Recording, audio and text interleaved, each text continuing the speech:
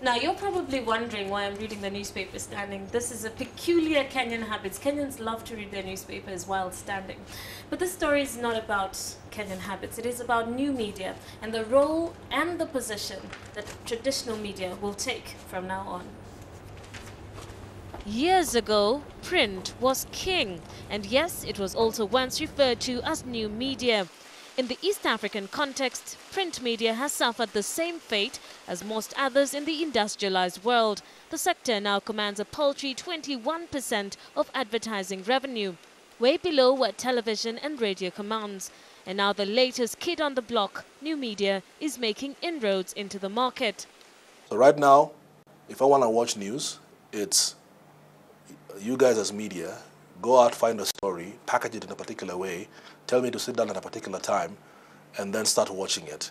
And God help me if I have to take a call, because I'll miss that part of your story. All I do when I come in on my desk, so it's not showing me the stories that relate to sports, I can say, okay, that sounds interesting, I hit that, okay.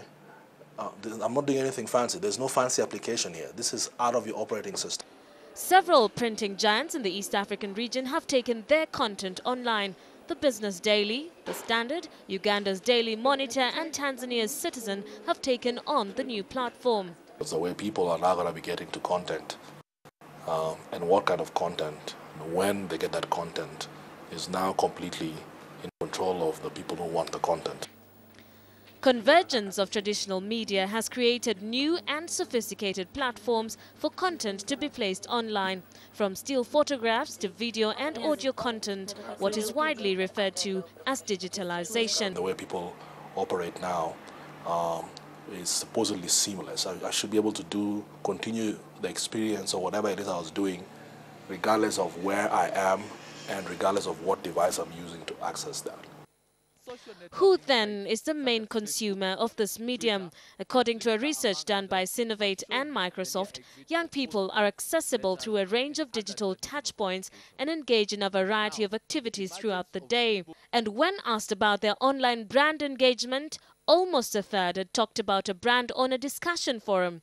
A quarter had added brand-related content on their instant messenger service, and almost 1 in 5 had added branded content to their homepage or social networking site.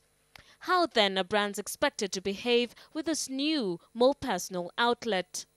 Brands today can actually talk to their customers, hear them speak, listen to what they have to say, go deep into their opinions, and actually build a relationship which is more personal. Before it was at a conversation, before it was big brand on this side, I can use media and get to you. Right now, even there've been reports that fine, billboards are growing, but look at people in matatus. They're on their phones, probably on the internet. That's where you'll find them, and your billboard has just passed. Fine. You could say 2,000 cars pass there per hour, but how many people are really looking? ICT experts say the internet and the mobile phone are set to drive the trend of new media across the continent. It's a really rapidly growing industry, and you have several factors in East Africa. The fiber optic cable that just came in, the fact that more so in my experience and in other markets, people really push data-enabled handsets. So I think the overall trend in Africa is that because more people have access to mobile phones than to computers, a lot of that content will have to run on a mobile platform. Considering that mobile phone subscriber base in Kenya is approximately 15.5 million, and it's going to nearly double in the coming years, and it's already a huge part of the Kenyan population. The same can be said for Tanzania, for Uganda, for most of the nations over here. And mobile is being the connected device that you carry in your pocket. It is going to be the preferred mode of interaction and preferred mode of access for consumers. For East Africa, optimists say the undersea cables offer a great opportunity for growth. There's an enormous amount of enthusiasm where, people start websites.